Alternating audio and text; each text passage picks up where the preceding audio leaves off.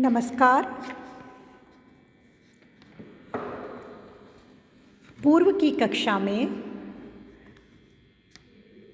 हमने मृदुला सिन्हा जी का परिचय और उनके उपन्यास जो मेहंदी को रंग, इसके कथानक का सारांश पढ़ा था। आज हम इस उपन्यास में चित्रित मूल समस्या को, उसके सकारात्मक समाधान और उद्देश्य पर विचार करेंगे।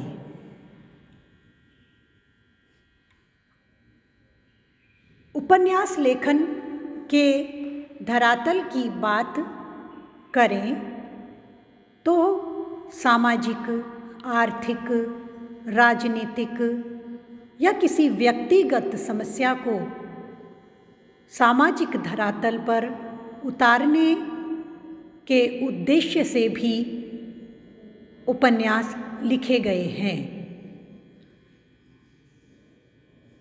काव्यशास्त्र की भाषा में एक शब्द होता है साधारणीकरण।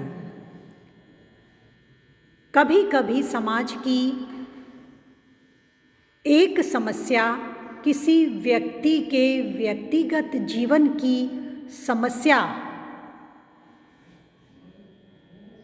चूँकि वह उसका भोगा हुआ यथार्थ अनुभव जनित सत्य होता है, जब उसे उपन्यास में कल्पना के रंग भरकर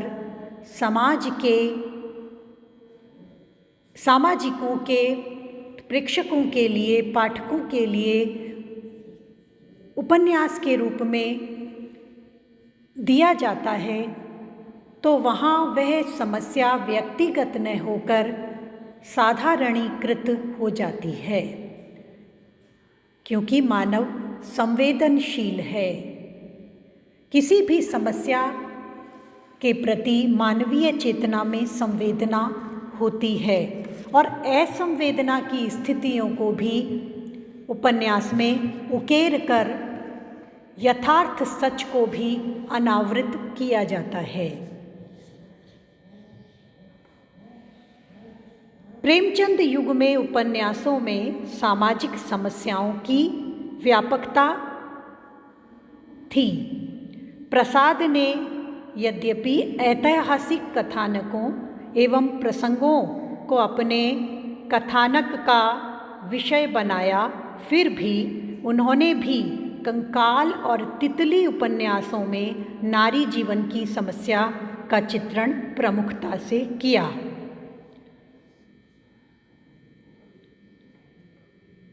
मूल्यहीनता, बेरोजगारी, संबंधों के धरातल की सच्चाइयाँ समस्या के रूप में प्रत्येक युग में उपन्यासों का विषय बने हैं। इस दृष्टि से मृदुला सिन्हा का जो मेहंदी को रंग, यह उपन्यास विकलांगों की समस्या पर आधारित सामाजिक समस्या प्रधान उपन्यास है। प्रस्तुत उपन्यास में लेखिका ने जिस समस्या का प्रधान रूप से चित्रण किया है, वह है शारीरिक अशक्तता के साथ असंवेदनशीलता के चलते मानव में मानसिक अपंगता के विकास की। सहिष्णुता, सहृदयता जैसे चूक जाती है। सामाजिक जीवन में अनेक समस्याएं जनमानस को आक्रांत करती ही हैं। प्रस्तुत उपन्यास में मृदुला सिन्हा ने बेरोजगारी, कार्यालयों की आम जनता तक पहुँच अथवा भ्रष्टाचार या संस्थाओं में पनपती व्यावसायिकता आदि समस्याओं को इस उपन्यास में केवल सांकेतिक रूप से बताया है। उन्होंने मुख्य रूप से अशक्तता की समस्या का निरूपण किया है। विश्व स्वास्थ्य संगठन के अनुसार विश्व भर में 80 करोड़ से अधिक शारीरिक दृष्टि से अशक्त हैं।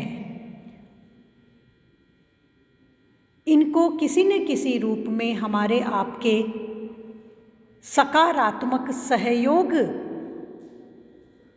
जनित सहारे की आवश्यकता होती है, किंतु हम करुणा या दया या कोरी सहानुभूति रख के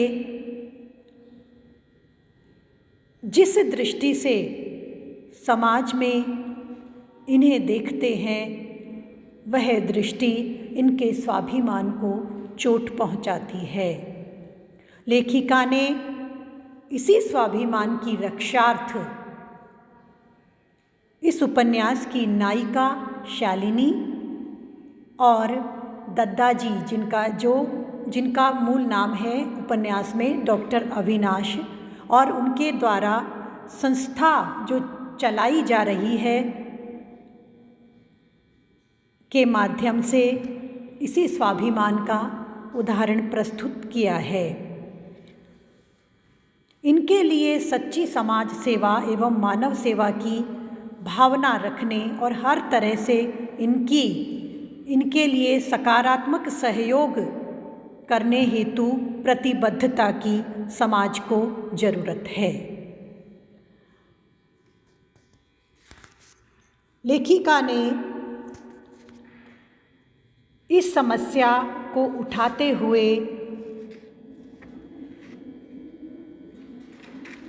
उद्देश्य की ओर भी संकेत किया है। समस्या का चित्रण करके समाधान की ओर दृष्टि। दद्दाजी स्वयं विकलांग थे।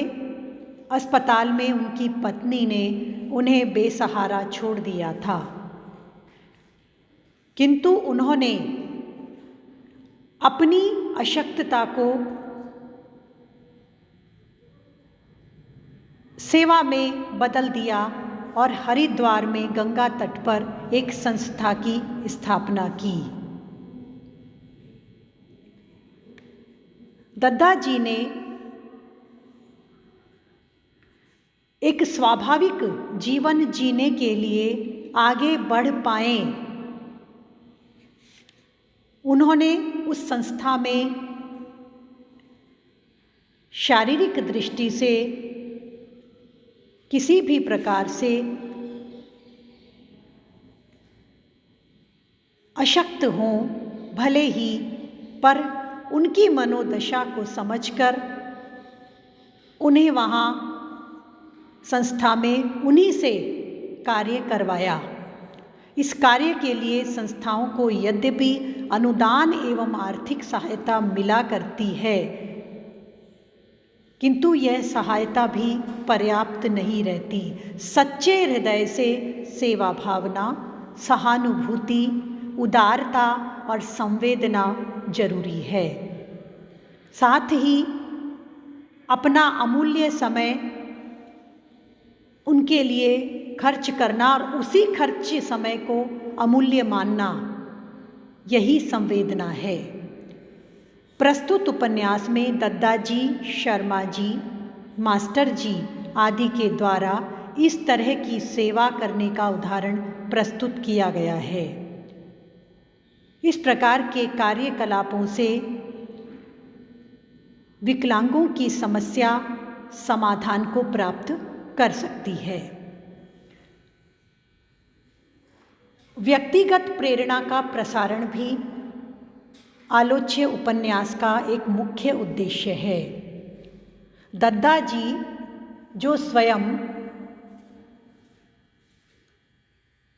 अशक्त थे शारीरिक दृष्टि से, किंतु मानसिक दृष्टि से बहुत मजबूती के चलते स्वयं एक संस्था का खोलकर एक उदाहरण प्रस्तुत करते हैं।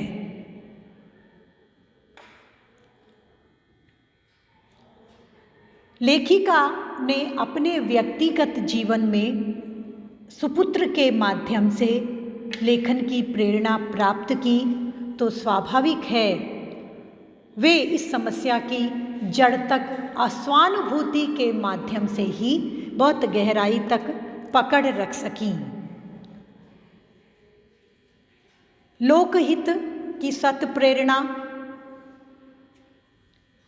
जीवन को सहजता से जीने का संदेश, मानव सेवा की महत्ता बताना,